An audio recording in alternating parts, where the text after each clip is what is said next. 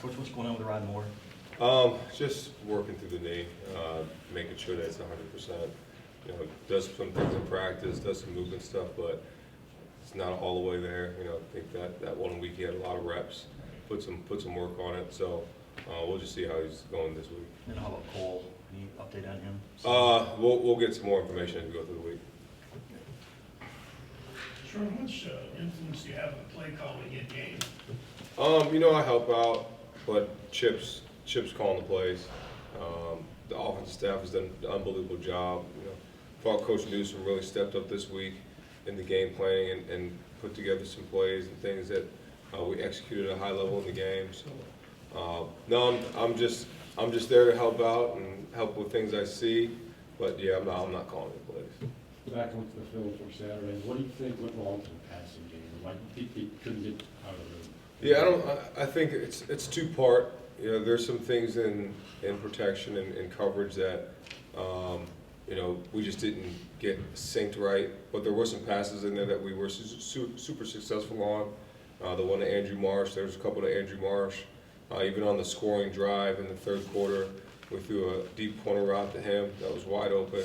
So it wasn't necessarily all that. Also, the way the game was going, it became one of those games you know, you get in a complimentary football game, and the defense is playing well and stopping them, and you wanted to get some momentum. And especially in the third quarter, when you hit a 20-yard run, then another 20-yard run, it's hard to throw it there. So at that point, we did what we needed to do to win the game. Over on the left, John. Could you gain an even greater appreciation for some of the Jimmy Rolder plays on film than what you were able to see from field level? And how much did your confidence in him in recent weeks allow you to do what you did with Jay Sean?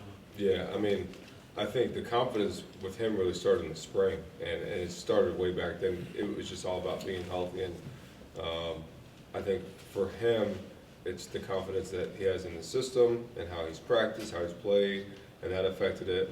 But Coach BJ has done an unbelievable job with that crew. But you know, watching the film just confirmed what I saw on the field and what he's done the past couple of weeks. He's been unbelievable, and he keeps playing at a high level.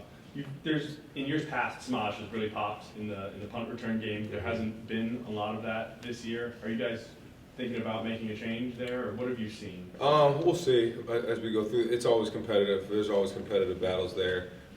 It's not just him. It's the return game as a whole, right? You've got to get the blocks. You got to get the holdups. The gunners got to do all those. You know, everything's got to be aligned and in sync. So, and then there's a lot of punts that you just got to fair catch. So I think those pieces are part of it. So we'll keep working to get that better. But did you have a look again? Maybe you had a message for him on the sideline about the one that he did fair catch at the 5, and then one later it looked like the fair catch at the 5. We just he's just got to be better there. And then there's just communication things when your gunners or your jammers are playing. We just got to do a better job communicating with those guys to stay away from the ball.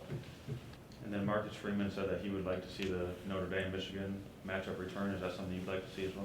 Yeah, absolutely. Pretty close with Marcus, but yeah, that'd be great to see. You know, and I know we're aligned to play. I think it's not until like 30?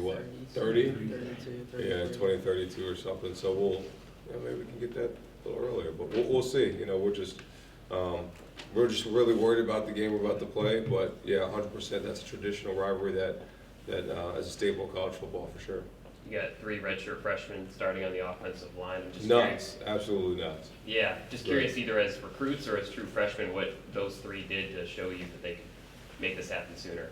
As recruits, just the talent that they had in high school, how well they played, what type of kids they are, what kind of families they came from. You know, start with Blake. Just was so proud of him. You know, didn't know where his emotions would be because he's known this rivalry for such a long time with his dad playing here. But he played super well, had an edge to him.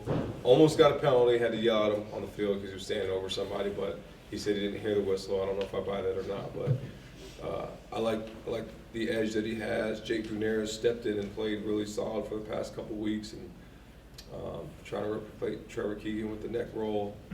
Looks good, looks really good. And then Sprague's been the starter right tackle since game 1, and he just keeps getting better and better and better. He actually played his best and played the best of the old linemen on Saturday. So those guys are playing at a great level, and excited for those young guys.